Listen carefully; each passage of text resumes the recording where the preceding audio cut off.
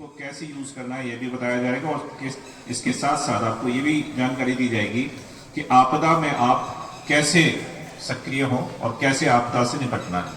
तो अब ज्यादा विलंब ना करते हुए मैं श्री रामकेश शुक्ला जी जो प्रभारी हैं अग्निशमन विभाग झांसी उनको आमंत्रित करता हूं कि आगे का कार्यक्रम संभालें। श्री रामकेश शुक्ला।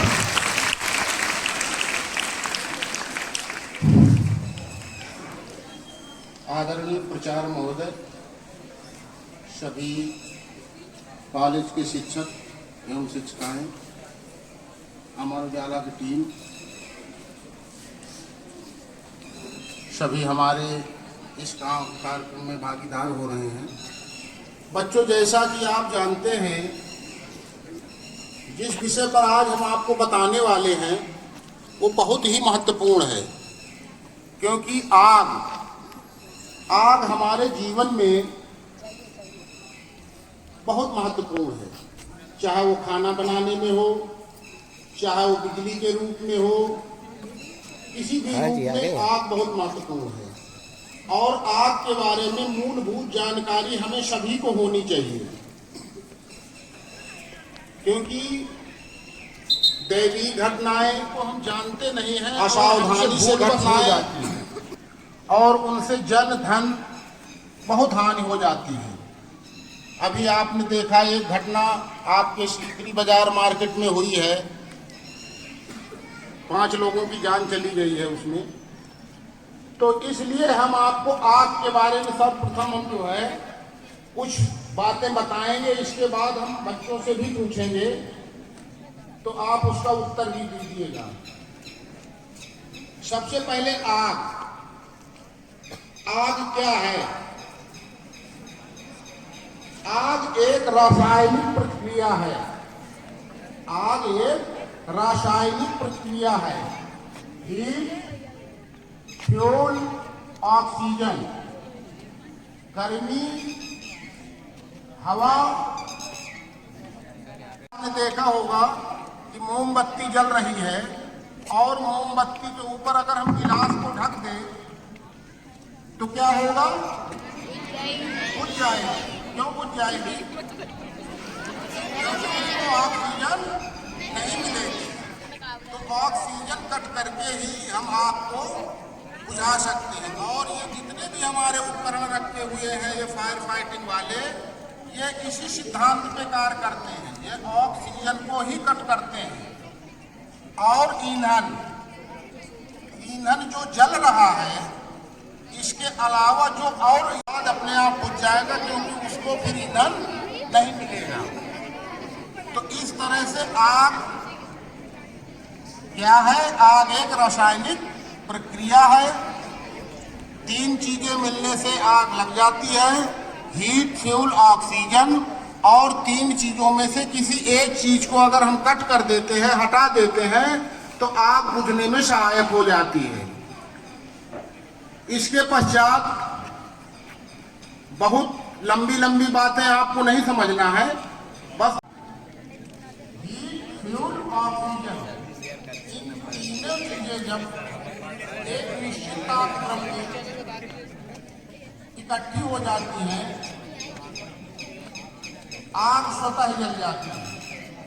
गर्मी, ईंधन और ऑक्सीजन, और 3 ही चीजों से आग लगती है। और 3 ही कारण इनको बुझाने के भी हैं। अगर हम गर्मी को दूर कर दें कूलिंग मेथड द्वारा, पानी के द्वारा या किसी अन्य साधन से, तो 2 आग बुझ जाएगी। गर्मी को दूर कर दें सिलेंडर में या ऑक्सीजन गैस सिलेंडर में आग लगा करके हम दिखाएंगे।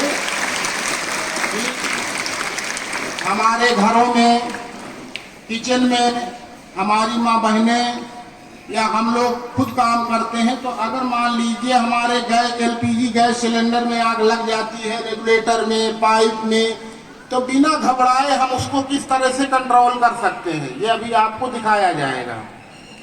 इसके अलावा जैसे बड़ी फैक्ट्रियां लोहे की हैं, उनमें आग लग जाती है, मैग्नीशियम है, तेजाब है, तो बहुत दूर आपको नहीं जाना है, लेकिन इस तरह आग का वर्गीकरण 5 प्रकार से किया गया है। तो अन्य अन्य भागों में अन्य अन्य प्रकार से आग बुझाई जाती है, लेकिन हम मेन चीज ए क्लास फायर के ही बारे में बात करेंगे। किया जाए सर, आगे के कार्यक्रम के लिए फिर से मैं रामकेश शुक्ला जी को आमंत्रित करता अगला जो हूँ। लेटर है वो है ए का मतलब है एम द नोजल। ये जो नोजल है इसको जो आग है उसके बेस पर एम करेंगे। अगला लेटर है एस का मतलब है स्क्वीज। ये जो हैंडल है इसको प्रेस करते हैं तो ये यहाँ पर जो इसकी सील लगी हुई है वो टूट जाएगी प्रेस करने से और ये चल जाएगा। और अगला जो लेटर है एस उसका मतलब है स्वीप, यानी जब हम इसको चलाएंगे तो जैसे झाड़ू मारते हो उस तरीके से फायर के बेस पे इसको चलाना है तो आग बुझ जाएगी। ये डीसीपी टाइप था, ड्राई केमिकल पाउडर टाइप। इसी तरीके से ये जो दूसरा एक्सटिंग्विशर है ये भी स्मगलिंग मेथड से ही आग बुझाता है, लेकिन ये CO2 टाइप है। तो यदि आप कहीं भी ऐसा एक्सटिंग्विशर देखते हैं जिसमें ये डिस्चार्ज होने लगा हो तो वो CO2 टाइप होता है। इसका यूज हम B और C क्लास की आग में करते हैं। इसको चलाने के लिए भी वही नियम है कि इसकी जो पिन है इसको निकालते हैं और ये जो नोजल है इसको एम करते हैं और इसको एंटी क्लॉकवाइज जब आप घुमाएंगे तो जिसमें जो CO2 स्टोर की गई है वो एक्सपेंस होगी और आग बुझा देगी।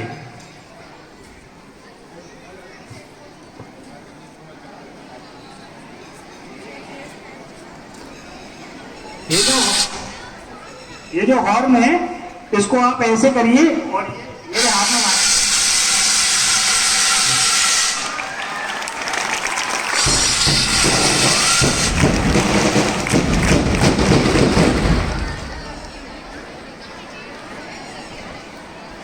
लीजिए आपके यहाँ पर रेगुलेटर में या पाइप में या कहीं आग लग जाती है तो सबसे पहली बात तो ये है कि अगर इससे गैस डिस्चार्ज हो रही है तो ये कभी फटने वाला नहीं है। ये बात एकदम निश्चित मान लीजिए कि अगर सिलेंडर से गैस निकल रही है, वो जल रहा है, तो ये फटने वाला नहीं है। ये फटता कब है कि जब इससे गैस डिस्चार्ज नहीं हो रही है और इसके बाहर टेम्परेचर तापमान बहुत अधिक हो गया है, तभी ये फटेगा। अगर इससे गैस निकल रही है तो सिलेंडर कभी फटने वाला नहीं है। पहले तो एक निश्चित कर लीजिए इस बात को। दूसरी बात, अगर इससे कहीं से आग निकल रही है तो उससे हमें घबराना नहीं है, क्योंकि हम घबरा के भागते हैं कि आग लगी है, आग निकल रही है, फट जाएगा। ये फटने वाला नहीं है, क्योंकि हम लोग जादू नहीं जानते हैं। हम अंदर घर के जा करके उसको निकाल के ले आते हैं। ये फटने वाला नहीं है और इसको हम जला के अभी दिखाते हैं कि किस तरह से इसमें घबराने की बात नहीं है, आराम से बुझाया जा सकता है।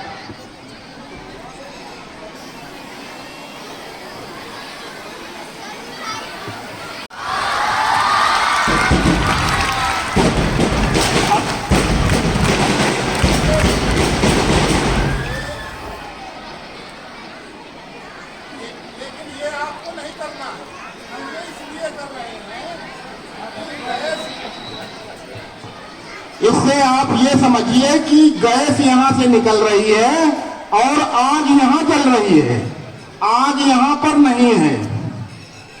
समझ लिया ना?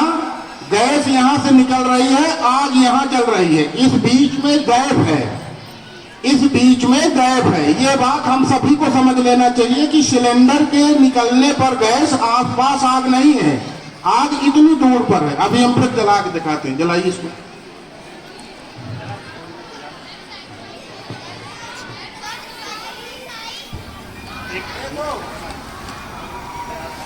आप लोग एक सेकंड देखिए, जैसे ये सिलेंडर जल रहा है, अगर आप इसे ऐसा ही रखा रहने दें तो इसके अंदर जितनी गैस है वो जल जाएगी, लेकिन ये फटेगा नहीं। इसके फटने के जो मेन कारण है वो ये है, कुछ लोग हड़बड़ाहट में इसको गिरा देते हैं जमीन पे। आप लोग सब लोग साइंस पढ़ते हैं, जब इस सिलेंडर को बाहर से हीट मिलेगी तो गैस एक्सपेंस होगी और वो फट जाएगा। या फिर ये सिलेंडर कभी किसी दीवार के किनारे रखा हुआ है और इसी की जो लौ है वो इसी को मिलती है तो ये फटता है। और फटने से पहले इसकी जो शेप है वो बिगड़ने लगती है। यानी अगर आप देख रहे हैं इसके पास, आपको लग रहा है कि हम इसको उठा लें, लेकिन अगर इसकी शेप बिगड़ रही है तो फिर ये फटने वाला है, आप ये समझ जाइए। यहाँ तक आग है, यहाँ कोई आग नहीं है। ये देखिए, गैस बंद कर दिया। अभी हम आग को नहीं करना। आप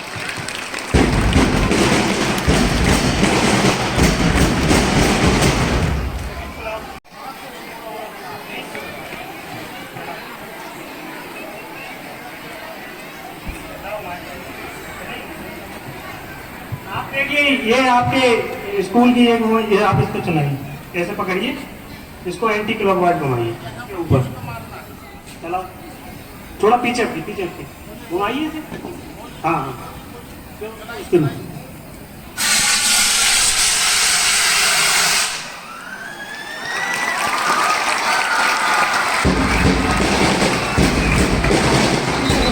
फील हो रहा है मुझे कि आप लोग बहुत इतने हिम्मती बच्चे हैं कि इतनी गर्मी और धूप और उसके बाद जमीन पे गरम गरम लग रहा होगा, तो ऊपर से भी गर्मी और नीचे से भी गर्मी, तो मैं समझ रही हूँ। मैं ज्यादा समय नहीं लूंगी। और सबसे बड़ी बात कि मुझे बहुत अच्छा लग रहा है कि मैं भी केंद्रीय विद्यालय की स्टूडेंट रही हूँ।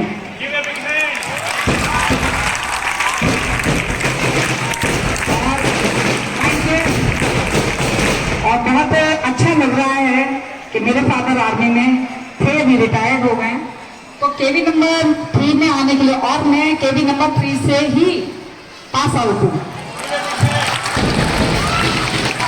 तो आप लोगों के बीच में आके बहुत अच्छा लग रहा है। थैंक्स अ लॉट, आपका बहुत बहुत शुक्रिया। और सबसे बड़ा बिग थैंक्स अमर उजाला के लिए, जिन्होंने मैं जब से आई हूँ तब से नया अचीवमेंट, बच्चों के लिए अवेयरनेस नए नए तरीके से नए नए लोगों के साथ कर रहे हैं। उन सभी नए लोगों में मुझे शामिल करते हैं, इसके लिए अमर उजाला का बहुत बहुत बड़ा बिग वाला थैंक यू, धन्यवाद।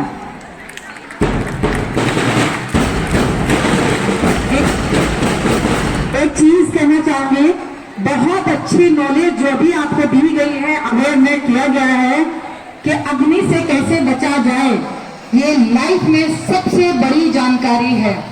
क्योंकि दुर्घटनाएं कब किसके साथ कहां हो जाए ये किसी को नहीं पता होता, लेकिन दुर्घटनाओं से कैसे बचा जाए इसके लिए जानकार होना बहुत जरूरी है। सबसे बड़ी बात, मैं धन्यवाद करती हूँ फायर ब्रिगेड का, उन्होंने आपको समय दिया है, अपना जानकारी दी है। और सबसे कहना यही चाहूंगी कि अपनी लाइफ को सिक्योर करने के लिए जितनी जानकारी आपके पास होनी चाहिए वो कम होती है। एक बहुत बड़ी घटना जो अभी यहाँ सीपरी में हुई थी, जहां तक मुझे पता है, एक जगह में थी जहां पर एक बच्चे, इस झांसी में नहीं लेकिन मैं बाहर थी जनपद जालौन में, वहां भी एक बच्चे को करंट लगने से उसकी डेथ हुई थी। तो जब बच्चों को जानकारी